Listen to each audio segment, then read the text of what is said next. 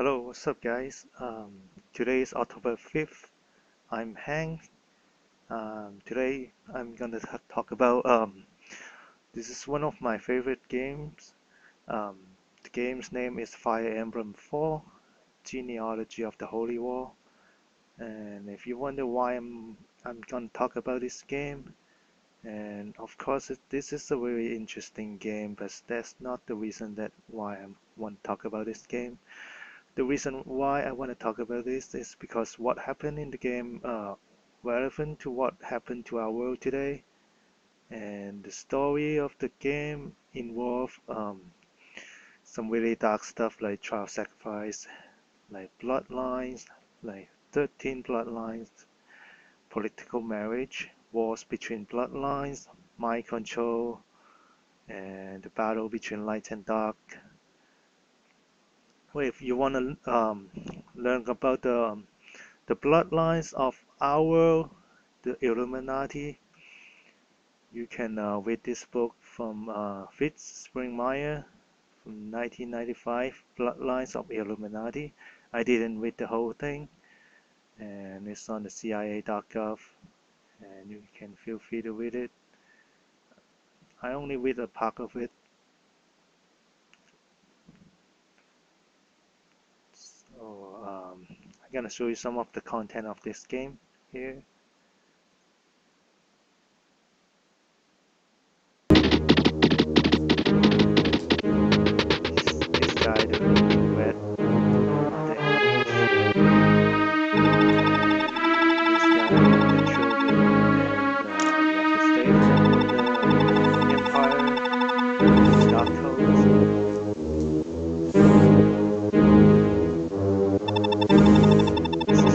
It's a strategy game.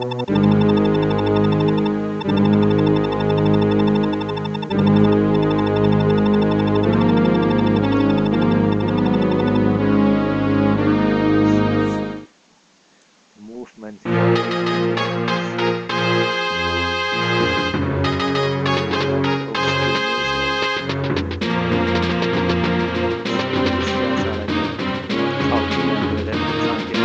kids and sacrifice them, and you can also rescue some villages.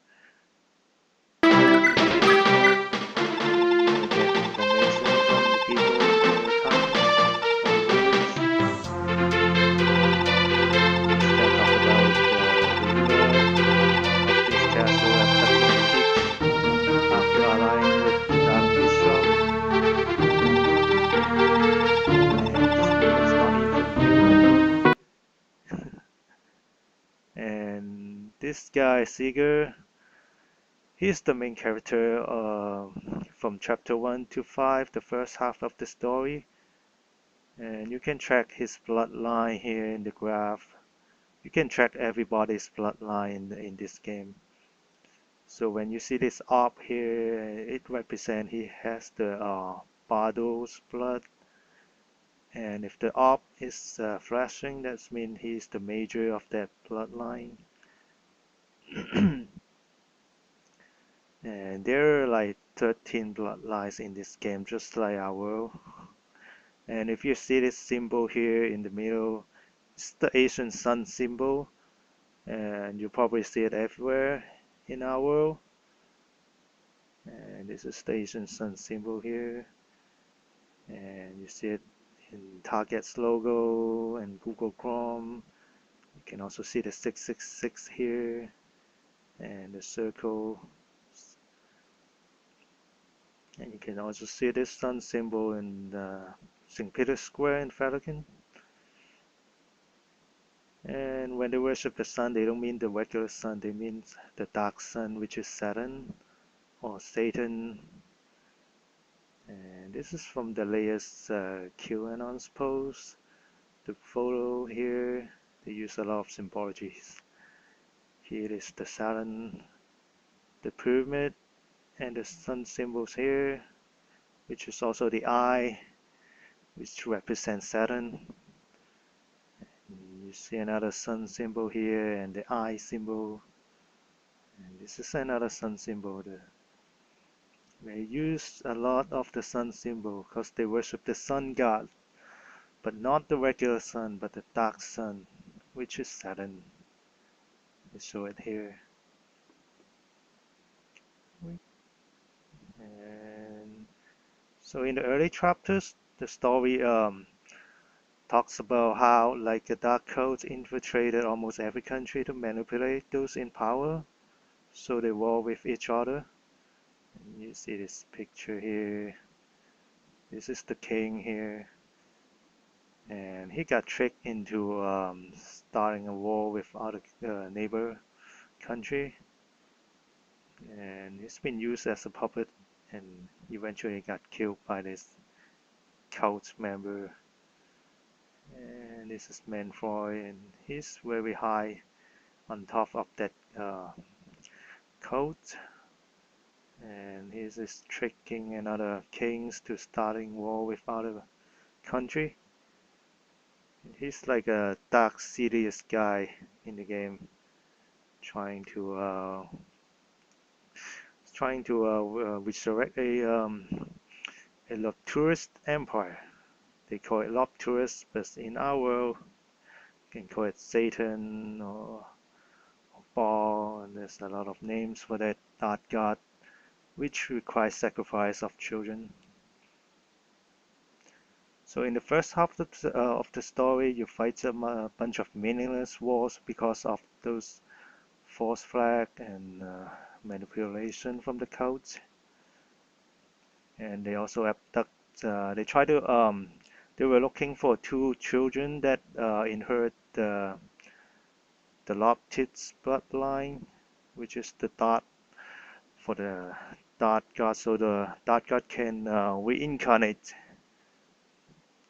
And this is Deirdre and Arthas, and both of them carry the bloodline. So when they get married and they had a children, I mean, one of the child is gonna have the blood for the dark god, the major blood. And in this case, we got Julius, the Dark Prince, and he inherited Loptur's bloodline. And he's the child of these two. And Deirdre was supposed to be married. He was supposed to be a wife of Seeger, but he got kidnapped, and her mind was wiped. Her memory was wiped. Those cult members like were planning this plot for a long time, so they can create a vessel for the dark god. This is Arthas here, and he was not a really bad person, but just used by those cult members. And this is Seraph, or Ceres, and he led a rebel to fight the Empire in the second half of the game. And this is her half-sister, I mean his half-sister. And she carried the Naga bloodline, which is the opposite of the dark god, the Lopturus bloodline. We got Ishtar here, and she's also one of the bloodline here. And she's represent both good and bad in the game, because he takes order from Prince Julius to abduct children, but she secretly released all the children. But she's in love with the Prince Julius, who is the dark god reincarnation. And we see the content in the game that people talk about the seizing of children and sent to the shrine. And this is chapter 10. If you can read Japanese, it said light and dark. So the battle between light and dark. You're gonna see a lot of cult member in the last two chapters, and you have to eliminate them and just and save the children. and they explains the story in the earlier trial hunts. This woman was one of the bloodline, and she sided with the dark coats. So the bloodlines are not all bad people or good people. They also war with each other, depending on which side they side with. Like some of the bloodlines side with the dark members, and some side with the good ones, side with the rebels. And we talk about here is children abduction, and they sacrifice them to the fell god, so the god can resurrect. And in the game, you can also save children, and you get a level up for each child you saved. And this is the line from one of the kids that you saved. Thanks for saving me. And this is the conversation between Arthas and Ishtar. And if you study Asian history, Ishtar is a very interesting person. And she's like the Asian goddess, but I think she's actually a real person, and she's like one of the Anunnaki.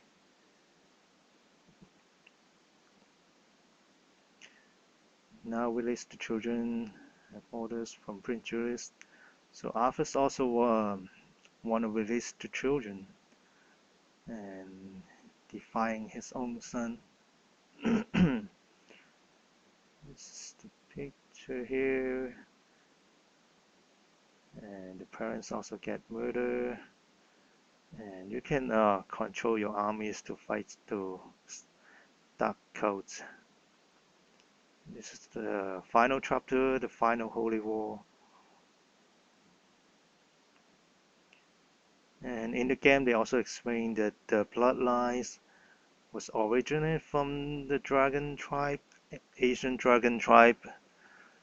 So the dragon tribe like gave the DNA to the bloodlines, so they has like um, the power to fight the dark god. And the dark god is also a one of the dragon tribe. So not everyone in the dragon tribe is bad.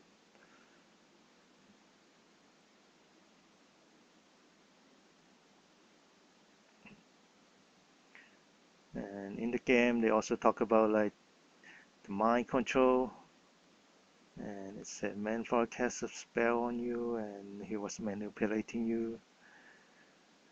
And today in our world, we call this kind of spell MK Ultra. And I know the Nazi used it a lot in the World War II, and with the Project Paperclip, all this MK Ultra project moved to the United States, and the CIA can use MK Ultra to manipulate people and create assassins. And this is the final moment when Prince Julius died, and he was possessed with this dark dragon, and in the game it called Lopturus, or the Dark God. And when Prince Julius was born, he was a nice person, but once he was possessed by this being, then he just changed to other personalities. And you can see the dragon here, like he was possessing Julius, and when you kill him, then the dragon is also gone, and he eliminated from this worm. And now I want to talk about this gentleman here. His name is Shujo Kaga. He's a Japanese, and he responsible for this game's content, the settings, story, presentation, which is in the 90s. And in the 1999, he left the company, The company works called Intelligent System, and let's see. He actually created a game called Fire Emblem and Koku no Miko for Nintendo 64, but the game was cancelled in 2000, and the project was rebooted and moved to Game Boy Advance. And nearly all the content created for the Nintendo 64 title was discarded. So my guess is probably someone in the Nintendo company doesn't like the content that he created, like too much truth in it. So he has to leave the company, and the last game that he created, the content was also destroyed, and he no longer works with the intelligent systems. So the Fire Emblem games nowadays is not related to Kaga anymore, and it's interesting. His hobby is researching war history, it says in Japanese. I mean, he's been exposing the truth in the 90s, and someone doesn't like him, so he was removed in the company, I guess. And now I want to talk about the stuff that's relevant to our world.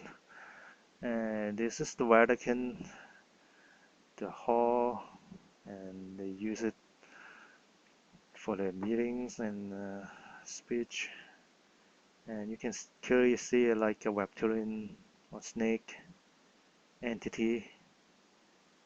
And they also use the symbolic, the eye, like a reptilian eye as a symbol. And why do they worship the reptilian? I don't know. And this is the picture from Epstein Island. It's from one of the QAnon posts. And this is the temple for our modern children sacrifice. And from the Clinton's email, we know that Bill Clinton and Hillary Clinton went to this island many times, and also many Hollywood actors, the royal family, world's royal families also went to this island to practice the ritual. And this is another picture from QAnon's post. This is the Epstein Island from the aerial view. It talks about the sacrifice, the underground, and the tunnels in this island. And it said HRC, which means Hillary Clinton's. One of the womb in this island belongs to Hillary Clinton. Said pure evil. Conspiracy, yeah, everyone talk about stuff like the missing children or child sacrifice gonna be labeled as a conspiracist. And Q also talk about Satan, like does Satan exist, who worship them, and what is a cult. And Epstein Island is the place that they worship Satan. And the color of this temple also represent the Egyptian sun god Wa. Let me see. Hold on. Yeah, the gold color and the blue, and you will see why they want to use gold, because they said the skin of the deities was believed to be golden, and they believe the sun god skin is gold, and also other deities in the Egypt.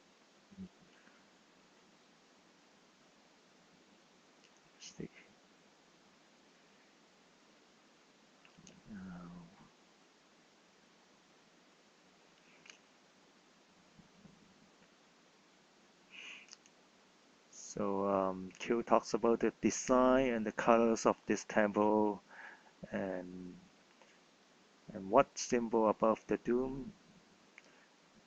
We have like owl symbols, which is also symbology for the ball or Moloch, and the gold dome here represent the sun god Wa in the blue color.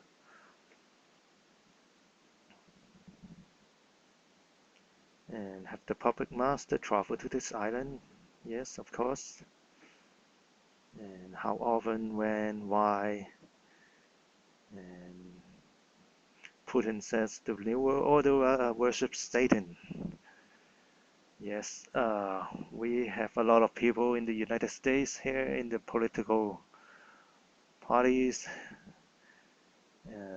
We also have the royal families, and we have people in the Hollywoods, and many people are worshipping Satan. And this is the tweets from James Gunn and Wayne Wilson, and they talk about like the children sacrifice, eating human babies, stuff like this, sick stuff.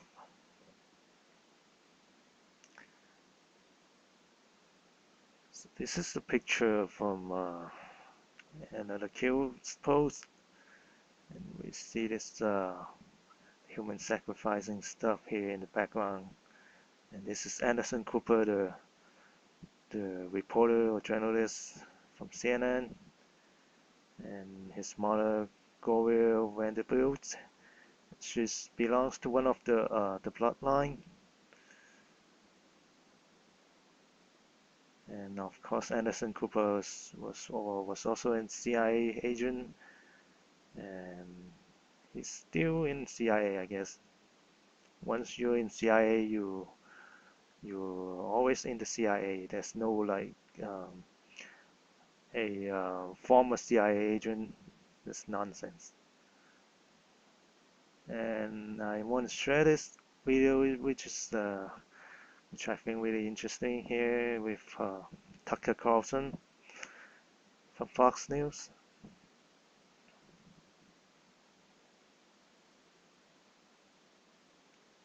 Whoops.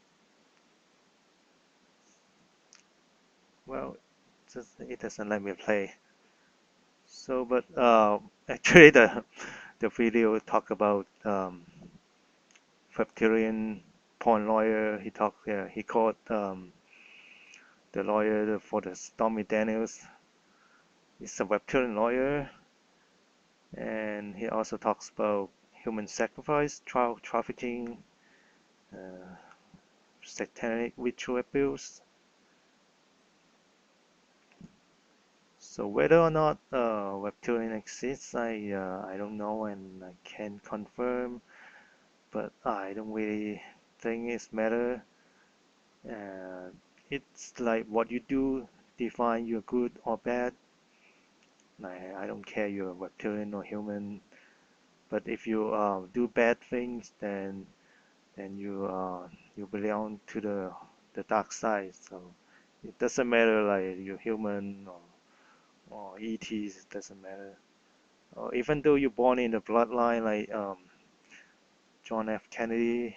Like Kennedy is one of the Illuminati bloodline, but JFK was still a good person, and he has the good heart, and I want to share this JFK prayer. It's from February 10. It's one of the QAnon posts here. Rest in peace, Mr. President JFK. Through your wisdom and strength, since your tragic death, patriots have planned, installed, and by the grace of God, activated the beam of light. We will forever remember your sacrifice. May you look down from above and continue to guide us as we ring the bell of freedom and destroy those who wish to sacrifice our children, our way of life, and our world. We the people, pray prayer said every single day in the Oval Office, JFK, John F. Kennedy secret societies. Where we go one, we go all. Q. And I really love this prayer, and it highly resonated with me. And at last, I just want to share the post from Q. This is from October 4th. And it says, are you ready to see arrest? Are you ready to see pain? Are you ready to be part of history? And of course, we are ready. And then hopefully we're gonna see some arrests very soon. And this will be forever in our history book. So, thank you for watching, and thank you for reading. And this is my blog, if you wonder. So, I'll see you next time.